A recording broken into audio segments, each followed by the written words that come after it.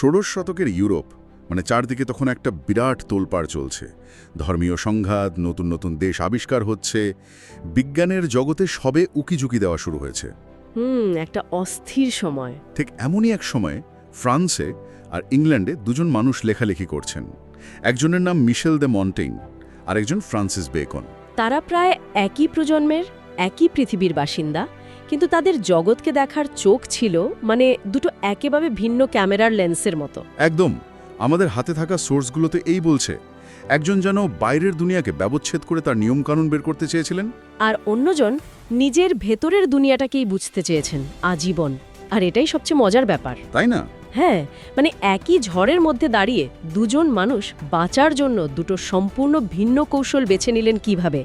আমাদের আজকের আলোচনার উদ্দেশ্য ঠিক এটাই, শুধু তাদের পার্থক্যগুলো তালিকাভুক্ত করা নয়, বরং গভীরে যাওয়া। একদম।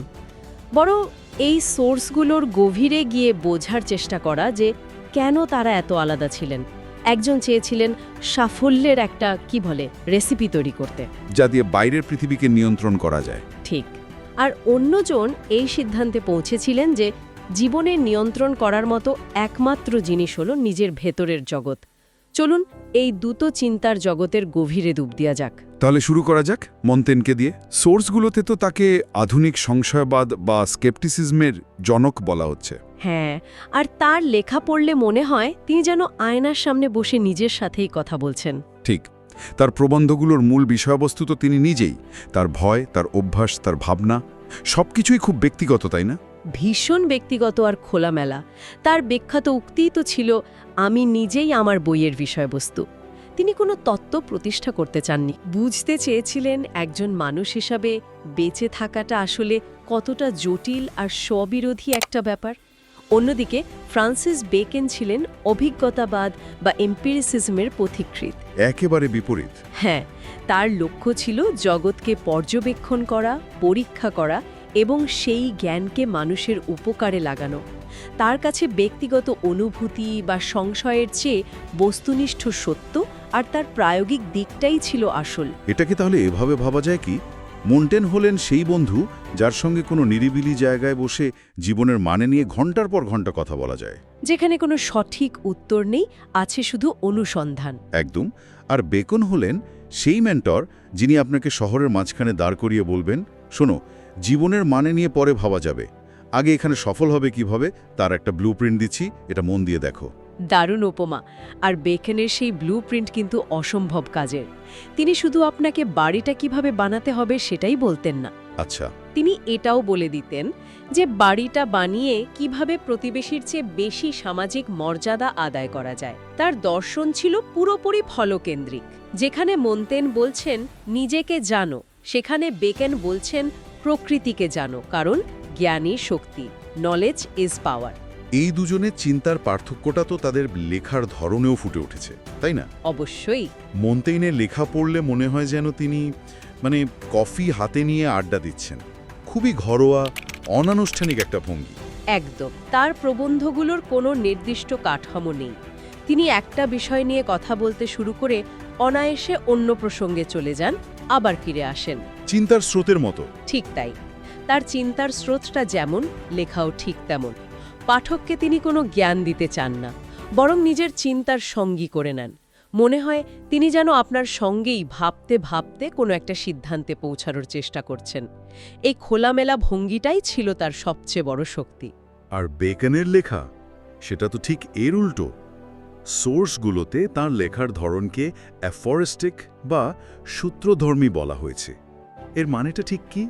এর মানে হলো তার প্রতিটি বাক্য যেন সম্পৃক্ত করা জ্ঞানের এক একটি ট্যাবলেট, বা ছোট, ধারালো এবং মনে রাখার মতো। যেমন ধরুন তার বিখ্যাত লাইন, প্রতিশোধ এক ধরনের বন্য বিচার। Revenge is a kind of wild justice. হ্যাঁ, এই একটা লাইনেই প্রতিশোধের পুরো চরিত্রটা তিনি তুলে ধরেছেন। অথবা পড়াশোনা নিয়ে তার কথাটা ভাবুন, কিছু বই আস্বাদন করার জন্য, কিছু গিলে ফেলার জন্য এবং খুব অল্প কিছু চিবিয়ে হজম করার জন্য। আচ্ছা। তার লেখার উদ্দেশ্যই ছিল জ্ঞানকে এমন এক রূপে পরিবেশন করা যা সহজে মনে থাকবে এবং কাজে লাগবে। মন্টেইন যেখানে পাঠককে তার চিন্তার অলিগলিতে ঘুরিয়ে আনেন, বেকন সেখানে জ্ঞানের সরল রৈখিক একটা হাইওয়ে তৈরি করে দেন। এটা সত্যিই অবাক করার মতো। সোর্সগুলো বলছে বেকনের প্রথম দিকের লেখাগুলো নাকি আরও বেশি সংক্ষিপ্ত আর তীক্ষ্ণ ছিল। হ্যাঁ, ছিল। পরে তিনি ধীরে ধীরে লেখায় অলংকার আর ভাষার সৌন্দর্য যোগ করেন, যেন তিনি প্রথমে জ্ঞানের কঙ্কালটা তৈরি করেছেন, তারপর তাতে মাংস যোগ করেছেন। ঠিক ধরেছেন, তিনি সময়ের সাথে সাথে তার কমিউনিকেশন স্কিলকে আরও উন্নত করেছিলেন।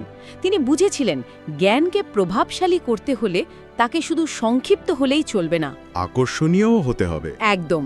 কিন্তু তার মূল দর্শনটা একই ছিল, জ্ঞানকে মানুষের নাগালের মধ্যে নিয়ে আসা, তাকে ব্যবহারযোগ্য করে তোলা। আচ্ছা, এই যে লেখার ধরনে এত পার্থক্য, এর পেছনে তাদের নৈতিকতার ধারণাটাও তো একটা বড় ভূমিকা রেখেছে। বেকনের নৈতিকতাকে অনেকেই বেশ সুবিধাবাদী বা বাস্তববাদী বলে মনে করেন। হ্যাঁ, করেন। সোর্সগুলোতে তার দর্শনকে ম্যাকিয়াভেলিয়ান দর্শনের সাথেও তুলনা করা হয়েছে। ব্যাপারটা ঠিক কি? এটা একটা খুবই গুরুত্বপূর্ণ পয়েন্ট। বেকনের নৈতিকতা আদর্শবাদের ওপর ভিত্তি করে তৈরি হয়নি, হয়েছে উপযোগিতাবাদের ওপর। অর্থাৎ যা করলে ভালো ফল পাওয়া যাবে, সেটাই সঠিক। তার প্রবন্ধগুলো পড়লে এই ব্যাপারটা স্পষ্ট বোঝা যায়। যেমন ধরুন অফ ট্রুথ বা সত্য বিষয়ে প্রবন্ধটি। তিনি শুরুতেই বলছেন, সত্য হলো দিনের আলোর মতো, যা সবকিছুকে স্পষ্টভাবে দেখায়। কিন্তু তারপরই একটা অদ্ভুত কথা যোগ করছেন। কি কথা? তিনি বলছেন, মিথ্যা হলো মোমবাতির আলোর মতো, যা জিনিসগুলোকে আরও সুন্দর ও রহস্যময় করে তোলে। তিনি বলছেন, সত্যের সাথে সামান্য মিথ্যার খাদ মেশালে নাকি তা সোনাকে আরও কার্যকর করে তোলে। এক মিনিট, তার মানে তিনি বলছেন প্রয়োজনে মিথ্যা বলা যেতে পারে? এটা তো প্রচলিত নৈতিকতার একেবারে বিপরীত। ঠিক তাই। তার কাছে জাগতিক সাফল্য ছিল মুখ্য। আরেকটা উদাহরণ দিই, অফ রিভেঞ্জ বা প্রতিশোধ বিষয়ে প্রবন্ধ থেকে। তিনি বলছেন, প্রতিশোধ নেওয়া আইনের চোখে অন্যায়। কিন্তু পরের লাইনেই যোগ করছেন, কিছু ক্ষেত্রে প্রতিশোধ নেওয়াটা মানে যৌংসযোগ্য, বিশেষ করে যখন আইন আপনাকে সুরক্ষা দিতে পারে না। আচ্ছা, অর্থাৎ তার কাছে নৈতিকতার চেয়ে প্রায়োগিক দিকটাই বড় ছিল। তার বিখ্যাত একটা লাইন আছে, all rising to great place is by a winding stair. মানে উঁচুতে উঠতে গেলে সবসময় সরল পথে হাঁটা যায় না, একটু ঘুর পথেও যেতে হয়। বাহ, এটা তো বেশ জটিল একটা দৃষ্টিভঙ্গি। তাহলে মন্টেইনের নৈতিকতার ভিত্তিটা কি ছিল? তিনি তো নিশ্চয়ই সাফল্যের এমন কোনো শর্টকাট বাতলে দেননি। বিলকুল না। মন্টেইনের নৈতিকতার ভিত্তি ছিল আত্মসচেতনতা এবং সহনশীলতা।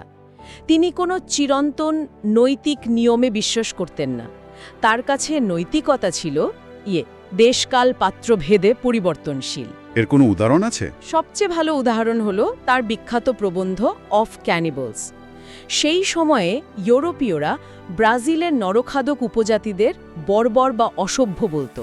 হ্যাঁ, সেটা তো জানা কথা। মন্টেইন এই ধারণাটাকে একেবারে উল্টে দিলেন। তিনি খুব সরাসরি প্রশ্ন তুললেন। কি প্রশ্ন? তিনি বললেন, এই মানুষগুলো মৃত শত্রুর মাংস খায়, ঠিক আছে, কিন্তু আমরা তথাকথিত সভ্য ইউরোপীয়রা জীবন্ত মানুষকে ধর্মের নামে পুড়িয়ে মারি, অত্যাচার করি, কোনটা বেশি বর্বর? এটা তো একটা মারাত্মক প্রশ্ন। হ্যাঁ, এই একটা প্রশ্নের মাধ্যমে তিনি ইউরোপের নৈতিক শ্রেষ্ঠত্বের ধারণাকে ভেঙে দিয়েছিলেন। তার কাছে নৈতিকতা মানে কোনো নিয়ম মেনে চলা নয়, বরং নিজেকে এবং অন্যকে বিচার করার আগে নিজের সমাজের কুসংস্কারগুলোকে প্রশ্ন করা। তাহলে এক কথায় বলা যায়, বেকন যেখানে অন্যদের উপর শাসনের কথা ভাবছেন, মন্টেইন সেখানে আত্মশাসনের কথা বলছেন। এই দুজনের জ্ঞানচর্চার পদ্ধতি নিয়েও তো অনেক কথা বলা হয়েছে সোর্সগুলোতে। হ্যাঁ, বেকনের অফ স্টাডিজ প্রবন্ধের কথা যেমন বারবার এসছে। তিনি পড়াশোনাকে একটা টুল কিটের মতো দেখেছেন, তাই না? একদম। তিনি পড়াশোনার 3টি সুস্পষ্ট উদ্দেশ্য দেখিয়েছেন: আনন্দের জন্য, অলংকারের জন্য, মানে কথা বলার সময় উদাহরণ হিসেবে ব্যবহার করার জন্য, ঠিক, এবং সক্ষমতার জন্য, অর্থাৎ কাজ ও সিদ্ধান্ত নেওয়ার দক্ষতা বৃদ্ধির জন্য। আরও মজার বিষয় হল, তিনি বিশ্বাস করতেন যে বিভিন্ন বিষয় মনের বিভিন্ন অসুখ সারাতে পারে, অনেকটা মানসিক ব্যায়ামের মতো। যেমন তিনি বলেছেন, যদি কারো মনোযোগে ঘাটতি থাকে, তার গণিত চর্চা করা উচিত, কারণ গণিতে সামান্য অমনোযোগী হলেই ভুল হয়ে যায়। ইতিহাস পড়লে মানুষ জ্ঞানী হয়, কবিতা পড়লে বুদ্ধিমান হয়। বাহ। তার পুরো ধারণাটাই ছিল জ্ঞানকে একটা নির্দিষ্ট লক্ষ্যে ব্যবহার করা। এটা তার বৈজ্ঞানিক পদ্ধতিরই একটা অংশ।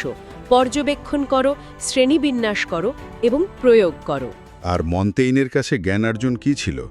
নিশ্চয়ই মনের ওষুধ ছাড়ানোর ওষুধ নয়। একেবারেই না। মন্তেইনের কাছে জ্ঞানার্জন ছিল একটা ব্যক্তিগত যাত্রা। তিনি চরম সত্য বা নিশ্চিত জ্ঞানে বিশ্বাসী ছিলেন না। তিনি বলতেন, আমি কি জানি? কিসে হ্যাঁ, তার মতে জ্ঞান বই পড়ে অর্জন করার চেয়ে অভিজ্ঞতা আর আত্মপর্যবেক্ষণের মাধ্যমে পাওয়া যায়। তিনি মনে করতেন পাণ্ডিত্য আর প্রজ্ঞা এক জিনিস নয়। এটা একটা গুরুত্বপূর্ণ পার্থক্য।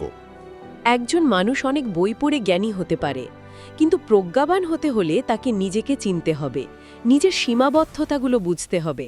বেকেন যেখানে জ্ঞানের একটা সার্বজনীন কাঠামো বানাতে চেয়েছেন, মন্টেইন সেখানে জ্ঞানের অগণিত ব্যক্তিগত পথের কথা বলেছেন। আমি যখন এই সোর্সগুলো পড়ছিলাম তখন আমার মাথায় একটা অদ্ভুত সংযোগের কথা মনে হচ্ছিল। শিক্ষাক্ষেত্রে ব্লুমস ট্যাক্সোনমি নামে একটা পিরামিড আছে না? হ্যাঁ, আছে। জ্ঞানীর বিভিন্ন স্তর দেখায়। ঠিক, যেমন তথ্য মনে রাখা, বোঝা, প্রয়োগ করা, বিশ্লেষণ করা, মূল্যায়ন করা এবং সবশেষে নতুন কিছু তৈরি করা। আমার কেন যেন মনে হচ্ছিল বেকন আর মন্টেন এই পিরামিডের দুটো ভিন্ন দিকে পাঠককে ঠেলে দেন। আমি কি বেশি ভেবে ফেলছি? না না, এটা একটা অসাধারণ পর্যবেক্ষণ। আপনি একদম ঠিক জায়গায় ধরেছেন। তাই বেকন তার কাঠামোবদ্ধ পদ্ধতির মাধ্যমে পাঠককে পিরামিডের নিচের দিক থেকে ওপরের দিকে নিয়ে যান। তিনি তথ্য দেন, মানে রিমেম্বারিং, সেটা বোঝার কাঠামো দেন, মানে আন্ডারস্ট্যান্ডিং, এবং সবশেষে সেটাকে কিভাবে প্রয়োগ করে নতুন কিছু তৈরি করা যায় তার পথ দেখান। মানে অ্যাপ্লাইং আর ক্রিয়েটিং। একদম। তার পুরো দর্শনটাই হলো জ্ঞানকে কাজে লাগানো। আর মন্টেন? মন্টেন পাঠককে পিরামিডের একেবারে চূড়ার দিকে ঠেলে দেন, যেখানে অ্যানালাইজিং এবং ইভ্যালুয়েটিং রয়েছে। তিনি পাঠককে কোনো তথ্য দেন না, বরং নিজের ভাবনাগুলো পাঠকের সামনে রেখে বলেন, এবার তুমি ভাবো, আমার এই বিশ্বাসকে তুমি প্রশ্ন করো, তোমার নিজের বিশ্বাসকে বিশ্লেষণ করো। বাহ! তিনি পাঠককে মেটাকগনিশনের দিকে নিয়ে যান, অর্থাৎ নিজের চিন্তাকে নিয়ে চিন্তা করতে শেখান। এটা জ্ঞানের সর্বোচ্চ স্তরগুলোর একটি। সুতরাং দুজনের লেখাই পাঠককে সম্পূর্ণ মানুষ হিসেবে গড়ে উঠতে সাহায্য করে, তবে দুটো ভিন্ন পথে। তাহলে আলোচনার শেষে আমরা বলতে পারি আমাদের সামনে ষোড়শ শতকের দুজন চিন্তাবিদ আছেন যাদের প্রাসঙ্গিকতা আজও একটুও কমেনি। একজন আমাদের শিখিয়েছেন কিভাবে বাইরের পৃথিবীকে বৈজ্ঞানিকভাবে বোঝা যায় এবং তাকে কাজে লাগানো যায়। আরেকজন শিখিয়েছেন কিভাবে ভেতরের পৃথিবীর অলিগলিতে নির্ভয়ে ঘুরে বেড়াতে হয়। ঠিক তাই। বেকেন হলেন আধুনিক বিজ্ঞানের স্থপতি, যুক্তিবাদী এবং প্রয়োগবাদী, আর মন্টেন হলেন আধুনিক আত্ম বা সেলফের ধারণার রূপকার, আত্মমগ্ন এবং সংবেদনশীল। তারা আসলে মানব মস্তিষ্কেরই দুটো দিককে প্রতিনিধিত্ব করেন। হ্যাঁ, একটা দিক যা কাঠামো, যুক্তি আর নিয়ন্ত্রণ ভালোবাসে, আর অন্যটা যা অভিজ্ঞতা, অনুভূতি আর সংশয়কে গুরুত্ব দেয়। সোর্সগুলোতে একটা মজার বিষয় উল্লেখ করা হয়েছে। বলা হচ্ছে বেকেন আর মন্টেইনের সমসাময়িক শেক্সপিয়ার ছিলেন দি এলিফ্যান্ট ইন দ্য রুম। তিনি কিভাবে এই দুজনের দর্শনকে মিলিয়েছিলেন? এটা একটা চমৎকার প্রশ্ন। শেক্সপিয়ারের নাটকের চরিত্রগুলোর দিকে তাকালেই এর উত্তর পাওয়া যায়। আচ্ছা। তার হ্যামলেটের মতো চরিত্রগুলো মন্টেইনের মতো গভীর আত্মবিশ্লেষণ আর সংশয়ে ডুবে থাকে, আবার কিং লিয়ারের মতো চরিত্রগুলো বেকনের মতো ক্ষমতা, শাসন আর জাগতিক ফলাফলের কঠিন বাস্তবতার মুখোমুখি হয়। তার মানে শেক্সপিয়ার তার সৃষ্টির মাধ্যমে যেন দেখিয়েছিলেন যে মানব অভিজ্ঞতা এই দুয়ের সমন্বয়ই তৈরি। তাহলে শ্রোতাদের জন্য আমাদের শেষ প্রশ্নটা বোধহয় এখানেই লুকিয়ে আছে। আমরা আমাদের জীবনে এই দুটো ধারার সমন্বয় কিভাবে ঘটাই? কখন আমাদের বেকনের মতো একটা সুস্পষ্ট বাস্তববাদী নির্দেশিকার প্রয়োজন হয়, আর কখন মন্টেইনের মতো আত্ম অনুসন্ধানী সংশয়ী পথের দরকার পড়ে? শেক্সপিয়ারের মতো দুটো দিকই কি এক জীবনে ধারণ করা সম্ভব?